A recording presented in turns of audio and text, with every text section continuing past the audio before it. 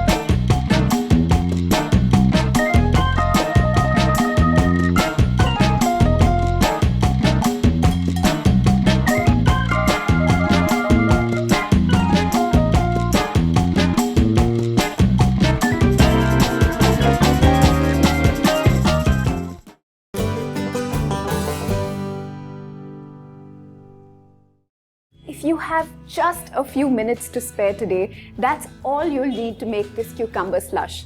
It's not too sweet like what you'd get from a vending machine, and there's no artificial color. The color comes just from the color of the cucumbers. You'll need about 300 grams of cucumber.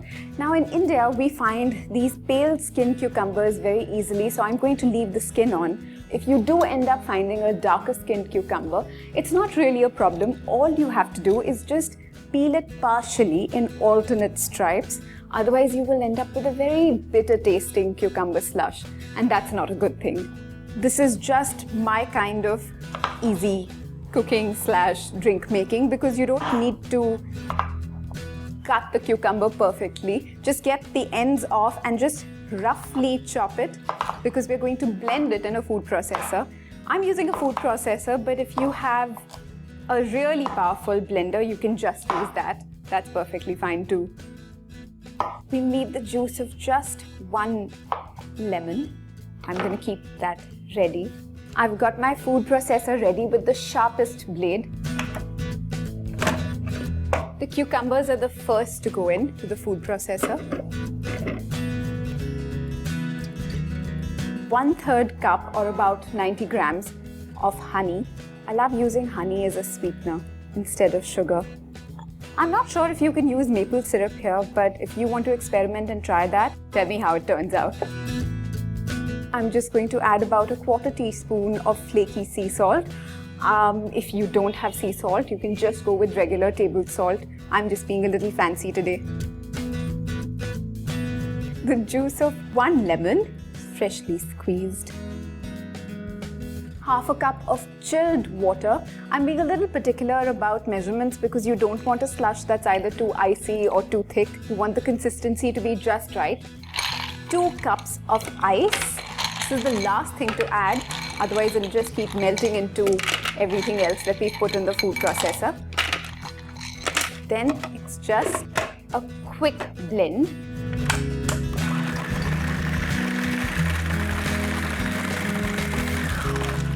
I'm blending this till the ice is completely crushed and there are no bits of honey floating around in the food processor.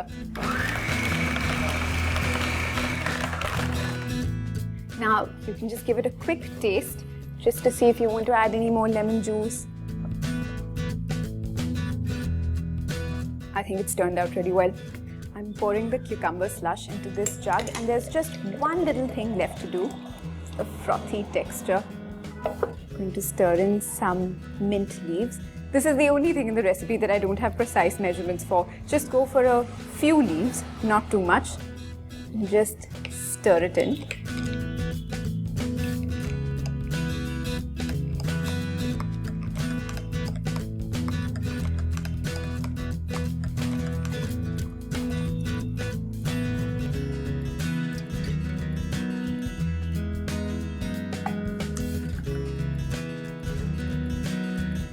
This cucumber slush is the perfect drink for a hot summer day. And the best thing is that you can make it and store it in the refrigerator for a couple of hours. You can serve it as it is if you're giving it to children. But if you have a party, you can add some gin, vodka, or even some white rum to it. Cheers!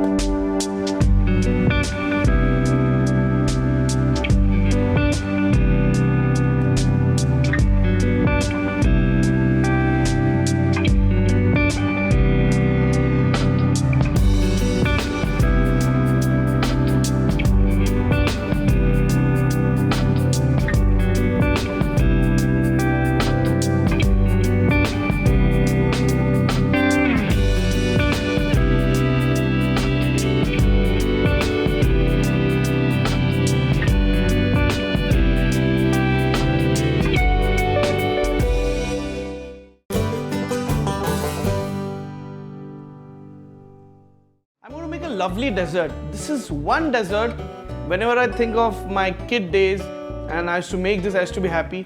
Even now when I make this, I'm absolutely happy. So this is meant for kids, those who are 5 years old, and even for those who are 55 years old, for everybody. Very simple, very yummy, and why should I talk much about it? Let's start making it. It's called Oreo Monster Sundae. So we've got some lovely Oreo biscuits here. I'm going to crush half of the Oreo biscuits first. And this is an absolute sinful dessert. So if you're thinking calories, then this is not the one. But once in a while on a weekend or once in a month, if you're going to make this, you're going to feel the bliss. So first, the crushed Oreo biscuits out here. Then I'm going to add everything that a kid loves. So I've got some chocolates, some nice pralines, some nice hazelnut chocolates. So that goes in. Some more chocolate. And some more chocolate. So that's why I was saying this is one dessert that everybody loves. So just break the entire chocolate pieces, crumble it nicely, and let your hands be messy, because that is what makes me feel nostalgic, kiddish at some times. You know, what's the fun always being serious in life? This is the time that you relive those moments when you were a kid, when you had no hassles, no targets to meet. So we've got all the cookies from the Oreo, the chocolates all nicely crushed in, but leave them slightly chunky. They shouldn't be totally like a fine powder, otherwise you're not going to get those bits in your mouth. Now I'm going to mix in some nice vanilla ice cream through it. Nicely blended through.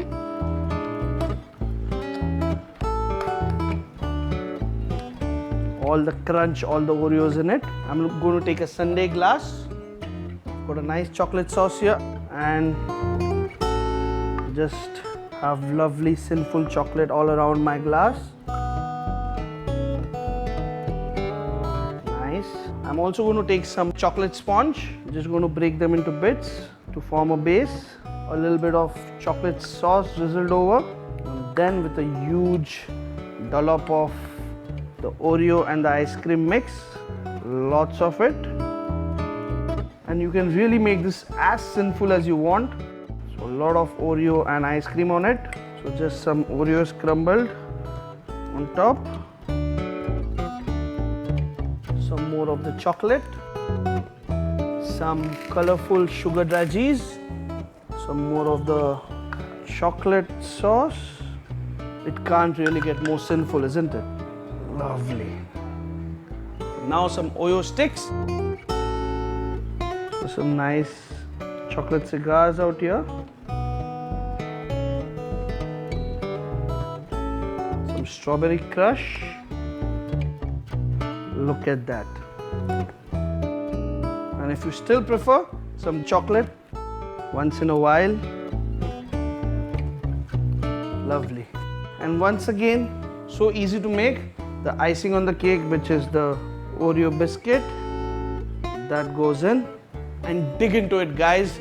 Make one very easily and treat yourselves, pamper yourselves.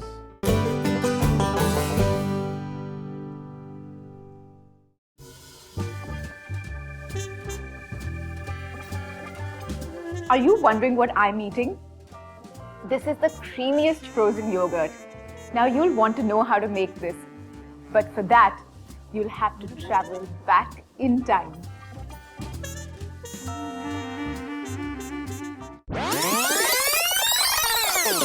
Let's start with some yogurt. I'm going to tell you the only real secret there is to making great frozen yogurt at home. Take a bowl, place a mesh strainer over it, and line it with muslin cloth. And then just pour about 800 grams of whole yogurt over the muslin. You need to let the whey drain out of the yogurt for at least 12 hours and place it in the refrigerator while it's draining. Heat 1 cup of sugar and 6 tablespoons of water on medium-high heat. I like to use a light color pan because in the light color pan, you can see the sugar caramelizing much more easily. This will take a couple of minutes. I'm just waiting for it to get into a slightly deeper amber color. That's it. I've got the amber color that I'm looking for, and I'm now taking it off the heat. And I'm quickly going to add chilled butter Now the pan will hiss and spit. Keep a careful distance.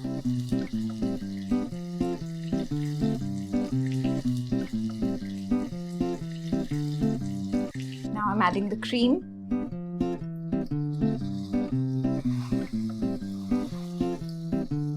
With a bit of salt. There. Just keep stirring and look at that gorgeous color.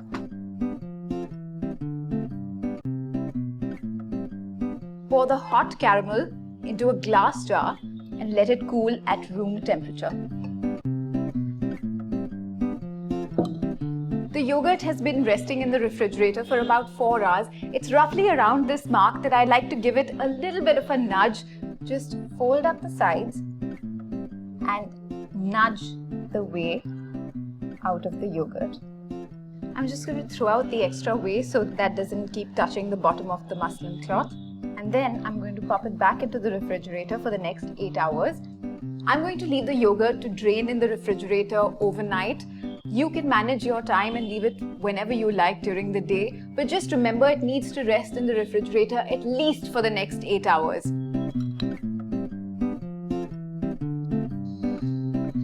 The yogurt has been resting in the refrigerator for the last 8 hours, and I'm going to give it a final nudge to squeeze out any bits of whey, just so that there aren't any icy bits that you bite into when you eat the final frozen yogurt. The salted caramel was resting at room temperature overnight as well. I'm just going to stir it up, and that's what the strained yogurt should look like. I'm going to put this strained yogurt into a fresh bowl and pour in most of the caramel, saving about 3 or 4 tablespoons that I want to use as a sauce topping for later. I'm going to start whisking the yogurt and the salted caramel sauce together. You can use a food processor to do this, but I seem to think that I'm getting a bit of a workout by doing this. Stir this till there are no lumps left. And that's how you get a smooth texture to the frozen yogurt. I'm just going to taste it and add a little bit more salted caramel sauce.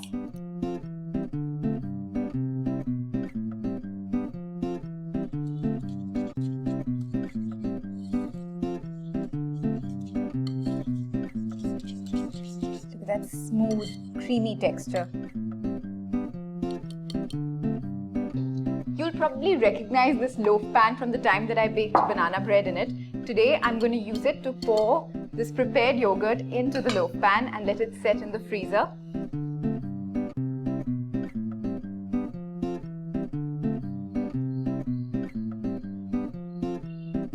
Just even it out in the loaf pan.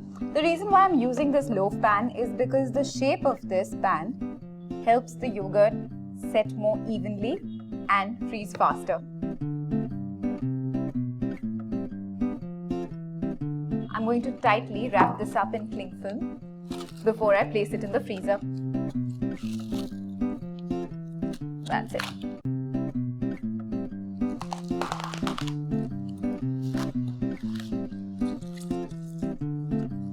Just seal it up tightly. Yeah. This needs to freeze, so I'm going to place it in the freezer for about 4 hours, or depending on the strength of your freezer.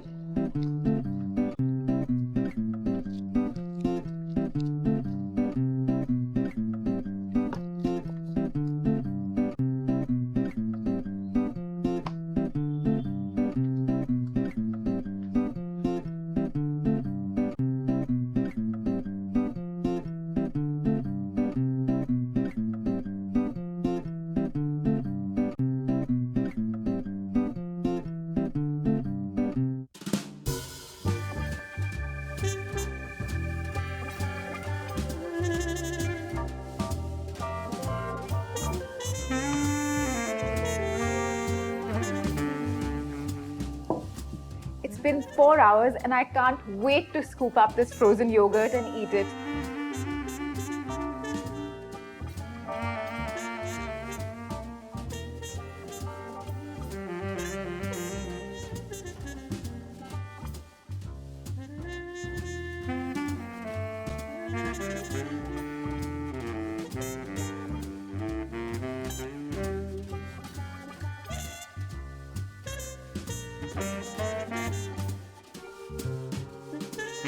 I'm topping this up with some of the salted caramel sauce that I had reserved.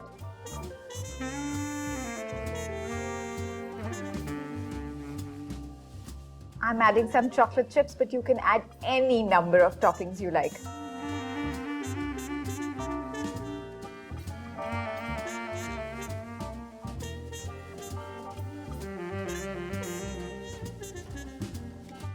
Are you wondering what I'm eating? Wait. Why do I feel like I've already said that?